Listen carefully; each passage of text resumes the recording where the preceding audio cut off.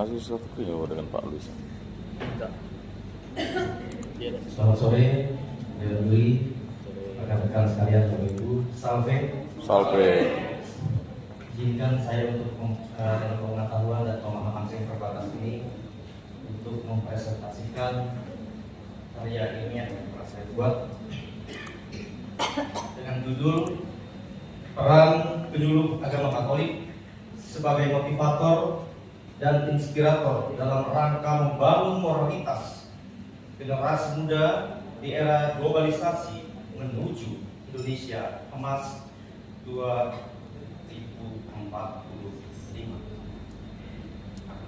Poin-poin yang ingin saya sampaikan adalah peran penyuluh agama Katolik itu sendiri, motivator dan inspirator, moralitas generasi muda di era globalisasi dan Indonesia Emas 2045.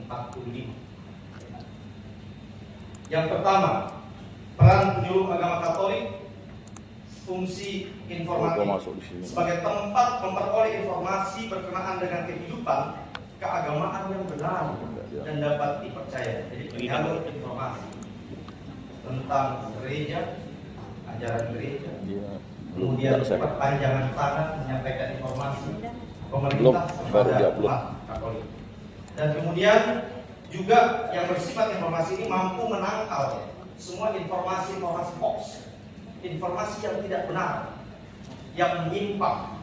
Kita juga harus bisa menangkal. Dengan luar biasanya teknologi, kita juga harus menguasai teknologi untuk menghantar itu. Kemudian yang kedua, fungsi edukatif, mendidik, memberikan edukasi kepada umat sejalan dengan ajaran iman Katolik, menjadi penjaga iman yang benar, lurus sesuai dengan ajaran iman Katolik. Kita bisa memberikan edukasi lewat medsos, ya, media sosial, platform media sosial, tatap muka, melalui pendalaman iman, bina iman, dan seterusnya. Bisa juga melalui Zoom. Ketika COVID saya menggunakan Zoom untuk mendampingi katekumen, ya. Kemudian fungsi advokatif, memiliki tanggung jawab moral dan sosial untuk melakukan pembelaan bagi umat dari berbagai ancaman dan gangguan yang dapat merusak tatanan hidup umat Katolik. Jadi fungsi advokatif ini membela, ya, menjaga jangan sampai umat kita ini terancam. Contoh bangun ibadah ada masalah, kita turun tangan. Bagaimana kita mediasi? Yang tentunya dengan dasar cinta kasih. Ada ajaran-ajaran yang bertentangan, bagaimana kita menjaga itu? Ya. Kemudian fungsi konsultatif sebagai tempat bertanya dan mengadu untuk memberikan saran dan solusi atas permasalahan terkait hidup beriman. Kita juga bisa memberikan konsultasi, menjadi konselor terhadap permasalahan iman umat, permasalahan yang dihadapi, kita bisa berikan jalan keluar sesuai dengan kapasitas kita.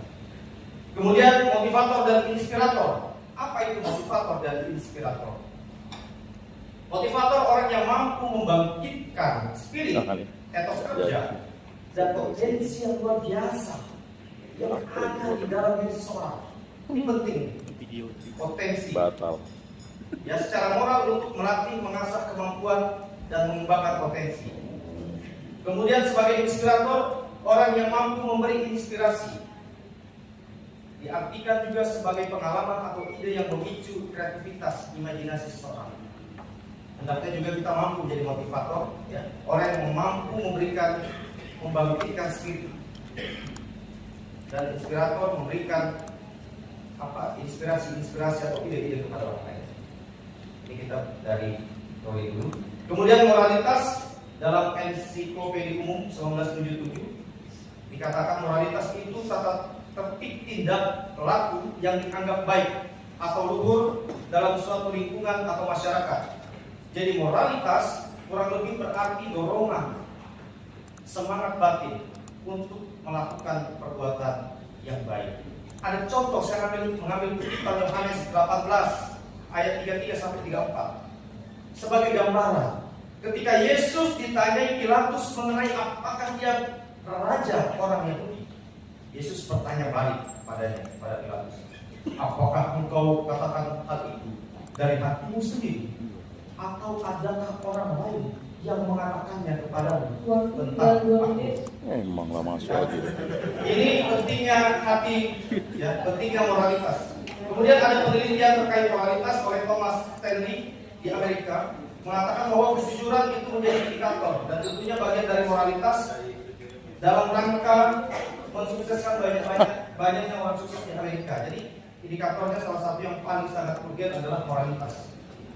Kemudian generasi muda di era globalisasi, menurut Robertson, ya, mengacu pada penyempitan dunia secara budaya. Globalisasi adalah upaya penyatuan masyarakat dunia dari sisi gaya hidup, orientasi dan budaya. Ini harus hati-hati. Tapi saya tidak ingin mengatakan bahwa globalisasi negatif, tentu tidak positif. Tapi ini untuk kita menjaga, mengcounter hal-hal negatif. Jadi ada penyempitan. Seolah-olah kita ini ingin diseragamkan dengan globalisasi ini, gaya, bahasa, pola pikir, perilaku. Sedangkan kita memiliki Pancasila yang mengakar pada budaya bangsa kita sebagai ideologi kita berpikir, sebagai iman kebangsaan kita itu Pancasila. Ya. Kemudian Indonesia Emas, secara ringkas, Indonesia Emas tahun 2045 dikatakan sebagian besar penduduk produktif berusia dari usia 15 sampai 40 tahun.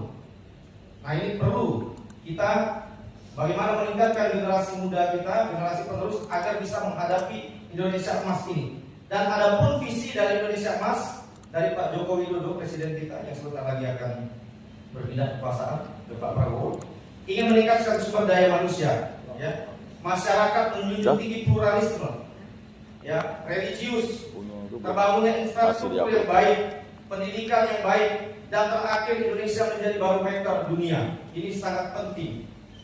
Nah, maka dari penelitian Thomas Stanley tadi, moralitas generasi muda akan menjadi barometer untuk pola ukur menentukan nasib Indonesia Emas yang akan datang.